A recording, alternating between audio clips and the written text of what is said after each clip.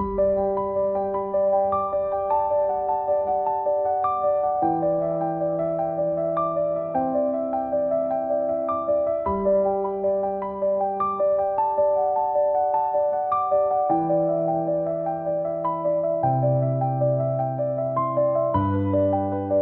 everyone, ready for a deep dive that might just change how you think about your next meal? I'm excited. We're going deep into the connection between food and anxiety, all thanks to Dr. Naidoo's book, Calm Your Mind with Food. It's not just about comfort food, though.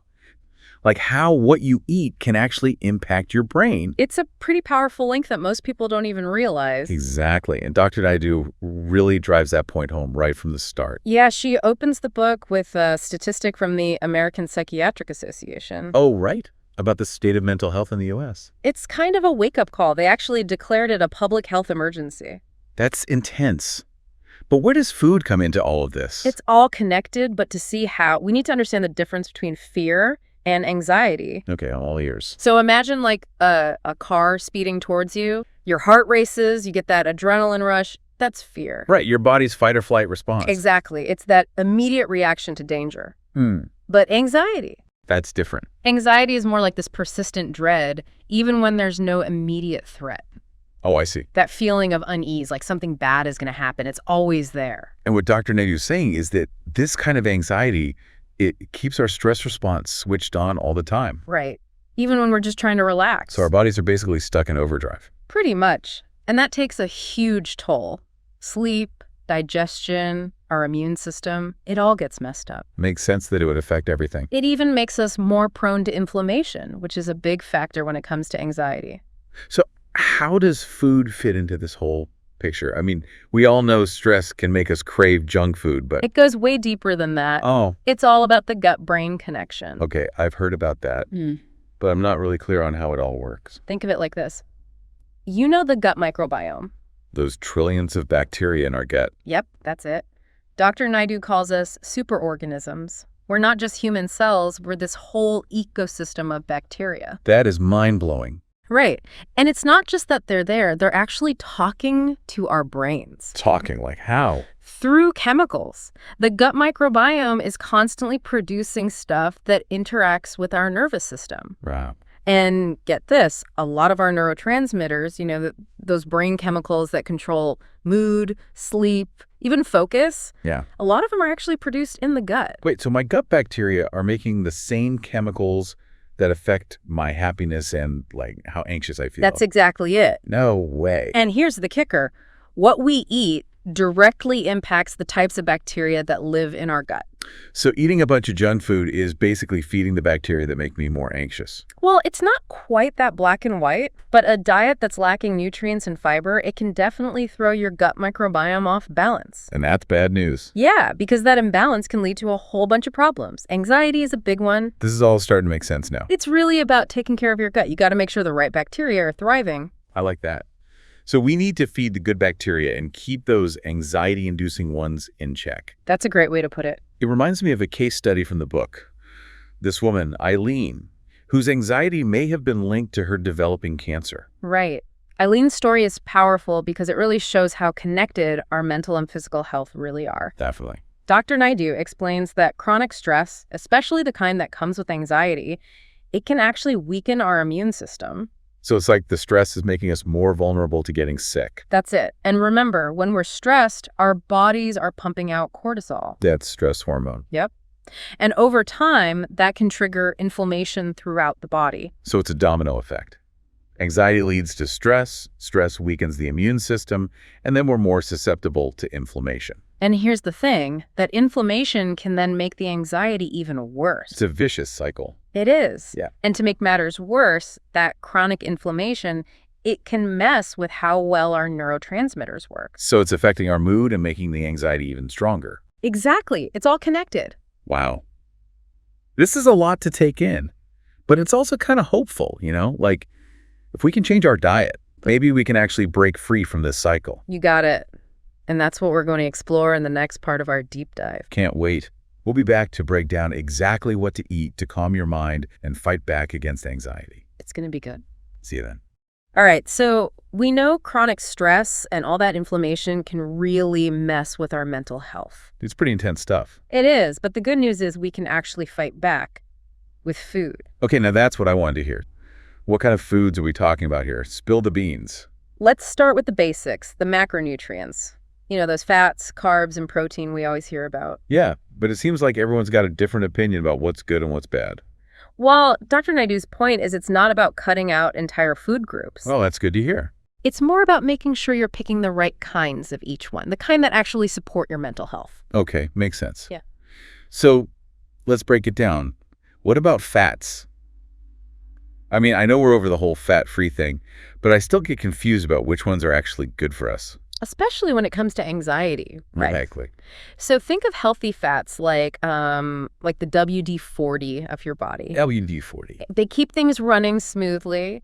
Things like olive oil, avocados, nuts, and seeds, they're all packed with monounsaturated fats. And those are good? Those are the good guys. They actually help reduce inflammation. And some studies even show they can boost serotonin. Serotonin, like the happy chemical. That's the one. So those are the fats you want to stock up on. Got it. Olive oil, avocados, nuts, seeds. Check. But what about the ones to avoid? The bad guys in this story are the processed and trans fats. Oh, those sound scary. They are. You find them in all those fried foods, packaged snacks, anything with hydrogenated oil. Okay, yeah, those are probably not doing me any favors. Nope. Those guys actually promote inflammation. And we know inflammation is bad news for anxiety. Exactly. So healthy fats in, processed fats out. Simple enough. All right, what about carbs? Everyone seems to have a different opinion on that. It's definitely confusing, but the key is understanding the glycemic index. Glycemic what now? Glycemic index, or GI. It measures how fast a food raises your blood sugar. Okay, but remind me, why does blood sugar matter for anxiety? Imagine your brain is like a car, and glucose, which comes from carbs, is the fuel. I'm following. When you eat high GI carbs, things like white bread, sugary drinks, processed snacks. Uh-oh, I see where this is going. It's like slamming on the gas pedal. Your blood sugar spikes way up, you get that burst of energy, then it crashes down just as fast. You're tired, irritable, maybe even more anxious than before. So those blood sugar swings are what can actually worsen anxiety. That's exactly it. And they can mess with your hunger cues, too. You just crave more of that sugary, high GI stuff. It's a vicious cycle. Right. So the goal is to keep those blood sugar levels stable. How to do that? By choosing low GI carbs. Things like whole grains, veggies, legumes, fruits. So like the good stuff. Exactly.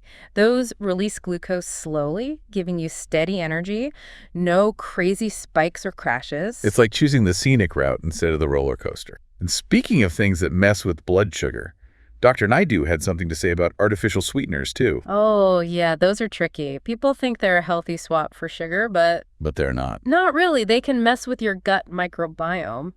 And they can even trick your brain into wanting more food, even when you're not actually hungry. Wow, so those diet drinks aren't doing us any favors. Not really. It's always best to stick with natural sources of sweetness. All right, good to know. So we covered fats and carbs. What about protein? Protein. It's not just about building muscles. Right. It's actually super important for making those neurotransmitters we've been talking about, the ones that regulate mood. So protein is like a mood booster. It can be, but you got to choose the right kinds. Like what? Things like lean meats, fish, eggs. You can also get it from beans, lentils, nuts, and seeds. So a good mix of animal and plant-based proteins. You got it. And one of the reasons protein is so important for managing anxiety is because it contains an amino acid called tryptophan. Tryptophan. That sounds familiar. It's a precursor to serotonin. The happy hormone. That's it. So making sure you're getting enough tryptophan in your diet can really help. Okay, so we've got the macronutrients down. Healthy fats, low GI carbs, high-quality protein. It seems like the message is pretty clear. Real food is the way to go. That's a great takeaway. But what about vitamins and minerals? Do those play a role in anxiety too? Absolutely. Dr. Naidoo talks about this journalist, Indra. What about her? She was dealing with anxiety and fatigue. Turns out she was deficient in a bunch of key nutrients. B vitamins, vitamin C, vitamin D, and iron. Wow, so her anxiety was actually linked to what she wasn't eating. It really highlights how important those micronutrients are. It's like our bodies need all those vitamins and minerals to function properly. Exactly. And they all have specific roles in supporting brain health and managing anxiety. Like what? Well, magnesium is known for being calming. Zinc is crucial for those neurotransmitters. And the B vitamins, they're all about energy production and mood regulation. So it's not just about eating fruits and veggies. It's about getting a variety of nutrients. You got it. And whole foods are the best way to get those, right? Absolutely. But Dr. Naidoo does say that sometimes supplements can be helpful. Okay, good to know. Especially if you have dietary restrictions or know you're deficient in something. So talk to your doctor first. Always a good idea. All right, we've covered macronutrients, micronutrients, but Dr. Naidoo also talks about these bioactives and phytochemicals. Those are new ones? What are those all about? Think of them as the plant compounds that go above and beyond basic nutrition. Okay, interesting. They have all sorts of benefits like boosting your immune system, protecting your cells, even reducing inflammation. So like little superheroes in our food. I like that. And some of the superstars for fighting anxiety. Berries. Berries. Like strawberries and blueberries. Those are the ones, they're loaded with antioxidants that protect your brain. Amazing. And then there's those cruciferous veggies we talked about earlier. Broccoli, kale, all that good stuff. Yep. They have compounds that help your body detoxify and can even help balance your hormones. Okay, those are all things I try to eat already. But is there anything a little more, fun? You mean like dark chocolate? Wait, are you serious? Chocolate can be good for anxiety. You've heard right. This is the best news ever. It's all about dark chocolate with at least 70% cacao. That's where you get the good stuff. What's the good stuff? Polyphenols. Powerful antioxidants. They help reduce inflammation and can even boost the growth of good bacteria in your gut. Hold on. Dark chocolate is like a prebiotic. Pretty amazing. Mind blown. But remember, it's about quality over quantity. So a little bit goes a long way. Exactly. A small square or two can do wonders. Yeah. But a whole bar loaded with sugar, that'll just backfire. Okay, so quality dark chocolate, check. What about other drinks? Like, does Dr. Naidoo have any thoughts on tea or coffee? She does. Green tea gets a big thumbs up. What's so special about green tea? It has this amino acid called L-theanine. It has calming effects. And get this, it can actually counteract the jitters some people get from caffeine. Interesting. So green tea can actually help with anxiety. It can. Now, coffee is a little more complicated. How so? A moderate amount might be fine for some people, but too much. It can definitely make anxiety worse. I can see that. What about alcohol? Dr. Naidoo recommends limiting alcohol, especially if you're already prone to anxiety. Why is that? Well, alcohol can mess with your sleep, and it can disrupt the balance of bacteria in your gut. Oh, right. Plus, it can actually deplete those feel-good neurotransmitters we've been talking about. So not a friend when it comes to anxiety. Nope. But she does emphasize staying hydrated throughout the day. Just plain water. Yep. It sounds simple, but even being a little dehydrated can affect your mood. I'm definitely guilty of not drinking enough water. It happens. But even small changes can make a big difference. Like what? Carry a water bottle with you, have some herbal tea, or even just add some cucumber or lemon to your water. Those are great tips. So we've covered the 6 pillars: macronutrients, micronutrients, bioactives, even herbal medicine. It's amazing to think we can actually influence our mental health through food. It really is empowering. Food can be such a powerful tool. So true. Before we wrap up, if our listeners are feeling inspired, what's one small change they can make today? That's a good question. I think starting with breakfast is a great idea. Breakfast. Yeah. Instead of reaching for that sugary cereal or pastry. Which I totally do sometimes. We've all been there. Try something with more protein and fiber. Like what? Scrambled eggs with spinach and avocado toast? Or Greek yogurt with berries and nuts? Simple, but powerful. Exactly. Starting your day with a nourishing breakfast can make a big difference in how you feel, both physically and mentally. Such great advice. And of course, for anyone who wants to learn more, we highly recommend Dr. Uma Naidoo's book, Calm Your Mind with Food. Oh, it's packed with even more great insights and tips. Well, this has been fantastic. Me too. It's been great exploring all of this with you. And to our listeners, remember, the power to calm your mind could be right there on your plate. Be well and make nourishing choices.